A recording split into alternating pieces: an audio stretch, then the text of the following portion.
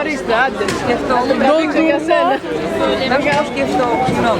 Σκεφτόμουν ότι μπορούμε να πάρουμε καλαμπόκι. Πολύ νόημα.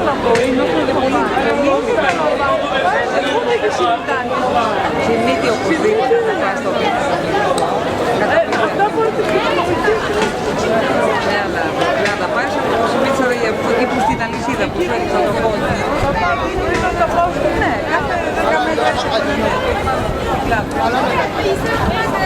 Παιδιά, τι κόσμος. Εδώ μερικοί έρχονται μόνο Πρίτζικο. Ο περισσότερος κόσμος έρχεται μόνο εδώ. Είναι το πιο τουριστικό αυτό. Α, να το... Μπορεί να το ρίχνει, παιδιά. Παπαντούσες, πλάκα.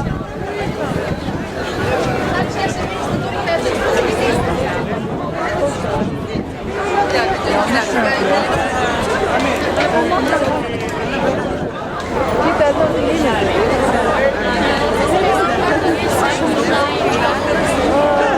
Bir sonra çıkmaz, iyi mi çıktı? Onun adını alıyorsun, sen gidiyorsun, değil mi?